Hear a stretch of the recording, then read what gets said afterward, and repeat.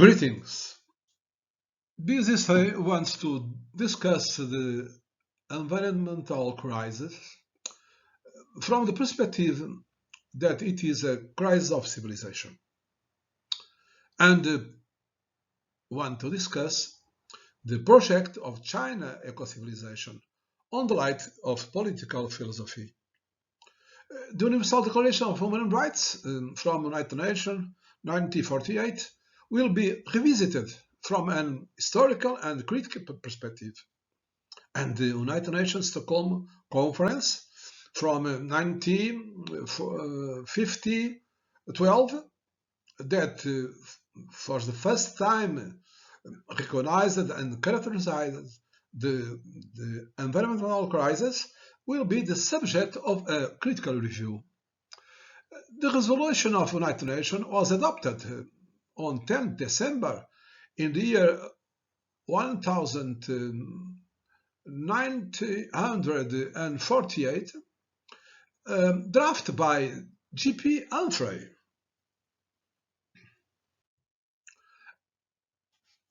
From Canada, and P.C. Chung, representative of China and mediator of Asian countries, that was the main negotiator of the consensus of its 40 articles. Eleanor Roosevelt enthusiastically supported her, but the United States, United Kingdom, France don't respect the fundamental articles of United Nations human rights. See the initial articles from the 1 to the 5, because was colonialist countries and gender and racial discrimination was institutionalized, and there was the social practice in the metropolis and in the colonies. Labor rights, economy, democracy, the right of nations to dispose of themselves, self-discrimination and independence, refusal of hegemonism and a new era of peaceful and justice, they have been elevated to the condition of fundamental human rights and are incompatible with the political nature and evolution of liberal democracies. However, people around the world don't know the substance, the original document, and the historical conditions where it was drafted. The propaganda of Cold War needs to subvert and distort the principles of the original United Nations human rights. The consequence is that in the United States and the West and the liberal democracies, human rights are reduced at formal civil and political rights, but it ends there. For example, Article 21 of United Nations human rights prescribes the way to citizenship and diversity of democratic regimes. Article 21 opened the gate of new democracies, and history can walk again to realize all the dreams and human utopias. For China, the Chinese dream, one China, beautiful China, a new era of peace and to the common future of humankind. Consequently, the college of Cold War propaganda linking political human rights with the model of liberal democracy, it is a fallacy. Our research wants to do a comparative study between the constitutional test of People's Republic of China and the Declaration of Universal Rights of the human beings. Let's see articles 20, 29, and 20, 18, 19, and 20 of the United Nations Human Rights Declaration. They are saved in the Article 25 of the Constitution of the Republic of China. Let's quote it.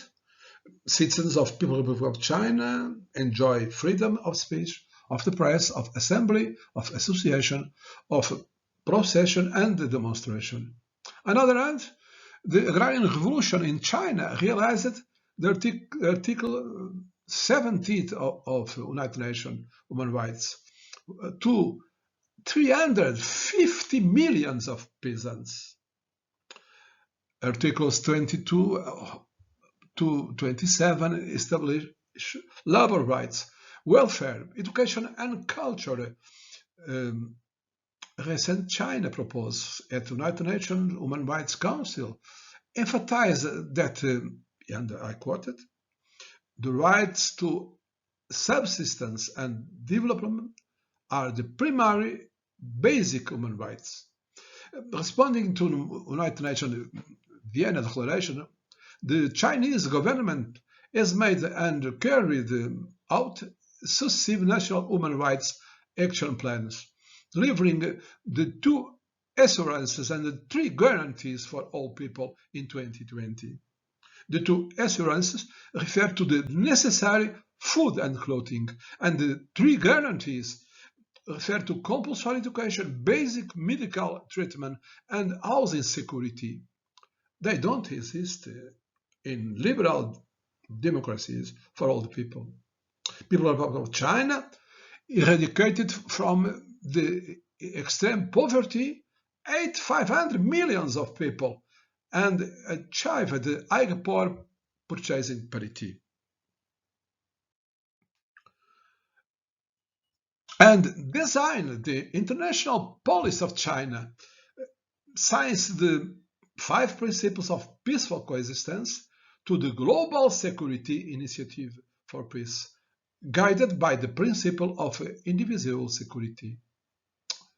These principles are in conformity with the fundaments of peace and dignity that are expressed in the preamble of United Nations Declaration of Human Rights and in the articles 28, 29, and 30 of United Nations Human Rights. We can observe a first conclusion. Socialism with Chinese characteristics, improved in the Constitution, and on the political practice, the Universal Declaration of Human and enlarged them toward the ecological socialism and eco-civilization. The classical division between the West philosophy and the Oriental philosophy concerning the issue of nature will be analyzed to discover fundamental difference and common principles and moral rules. On the framework of political philosophy, common responsibilities of liberal democracies and socialist democracies regarding the genesis and evolution of environmental crisis will be also analyzed and the dominant fallacies criticized. To the Greek philosopher Aristotle, only on the city-state human beings attains the supreme virtue, the wisdom. Mencius connect moral progress with a better knowledge of nature, and Lao Tzu wrote to respect the intrinsic law of nature and things. Let's quote it. When the Tao is absent from the universe, war horses are created at the door of cities. Those principles will be reintegrated in the modern environmental philosophy, the critique of anthropocentrism and the critique of ethnocentrism, rethinking the concept of a sustainable country on a sustainable world. First United Nations Environmental Conference, held in Stockholm in 1912, create new ethical imperatives. For example, old heart is a common house. Men have 2 homelands, his own and heart, enlarging the concept of community, biotic and abiotic, reintegrating the human being into nature without no privileges, with the critique of anthropocentrism. On the light of environmental philosophy, we could consider 2 dilemmatic scenarios to the modern civilization. First, city is the supreme creation of human civilization. But according to ecology, the green scenario only exists when the city functions are an integral part of the global biosphere ecosystem. If not, if not, the city destroys and demeans the basic conditions of which dignity and human life depend. And the dark scenario is inevitable if cities are governed as something separate from its own life support systems.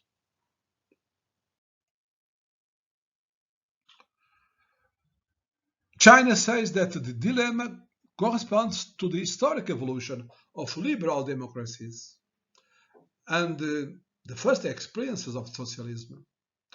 And in the other side, now, the socialism and Chinese characteristics, with the historical turn-up to the ecological socialism and the project of eco-civilization, is the new way for the eco-civilization. The modern social citizenship, aesthetical and moral values of the middle class are over the influence of environmental philosophy and their ethics, and in the field of economy are now largely redirected to the products of cultural tourism and tourism of nature. Of ecological products includes a new global concept about cultural landscape, rural and urban landscapes. The concept of urban landscape cannot be reduced to a visual direction and includes several dimensions, aesthetics and ethics, the renaissance of the harmony with man and the cultural landscape, embracing the tactile appeal, feeling, the kinesthetic pleasure, the natural scenes and songs of nature. What means that every city needs to preserve and enlarge inside the urban territory the biological chains, the green lungs, woodland, wooded boundaries, edge, thickets, wet, dry or low-lying pastures, but also integrated watershed on a global planification, a characteristic of socialism but not of liberal states. Because it's not enough to create the conditions to allow carbon management. It is necessary to preserve the fresh water, the healthy food, and clean air. Technological evolution of giant airplanes and navy cruises bring to the cities new sources of danger pollution not well researched. I remember Francisco Caldeira Cabral, international leader of Landscape Architect Association. I quoted, "It's time to say that if the city is essential to the organization of society and progress of humankind, if the industry has contributed to make life easy and give you comfort, humanity's survival depends from the countryside. Because if we'd see that are the only source of food and drinking water, and last support to an autonomous and balanced biological activity, essential to the continuation of life on Earth. Therefore, the activity of rural society is the only one that remains obligatory, all the others being optional, whether the urban industrial society realizes it or not. But the essential conditions are a peaceful world, a common future, because without peace, everything is lost, and first of all, liberty will be lost. This research concerning the environment philosophy in the West leads to establish a critical principle: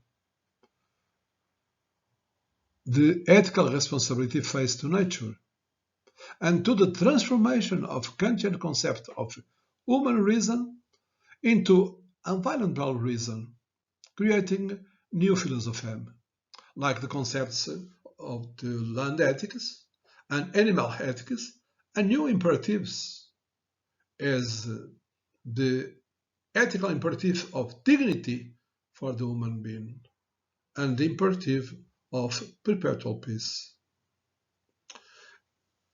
Ecological system and ecological civilization are two new concepts of political philosophy associated with the concept of a new era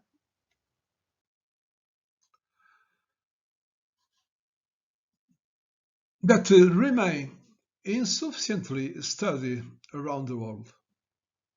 The scientific view of development seeks a comprehensive and sustainable change of politics, economics, society, culture, and theory, a transformation of civilization. And so, the period between now and 2050 will be crucial in determining whether China can complete this transformation from traditional to the eco-industrial civilization, and with China, the world. Western model of industrial modernization in the West and the Soviet Union historically results in serious conflicts with the environment and natural resources in developing countries. In this sense, the ecological wisdom heritage of Chinese civilization is an important component to ecological civilization. The following thesis can systematize the Chinese perspective to of the dialectic socialism and the ecological civilization. An ecological civilization is possible only with socialism. Ecological civilization represents a new humanism without the domination of nature. Having transcended the industrial civilization, the ecological civilization represents a more advanced state of human civilization.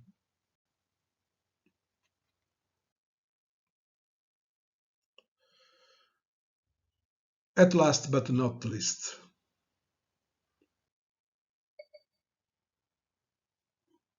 why we must study the contribution of China? Because China is an original historical experience of socialism and democracy.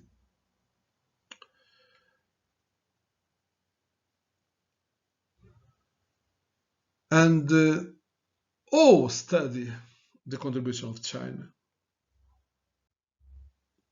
If the Public Republic of China represents a new historical experience of democracy and socialism, the Western hermeneutic and conceptual framework is not adequate to understand New China. Thank you for your attention.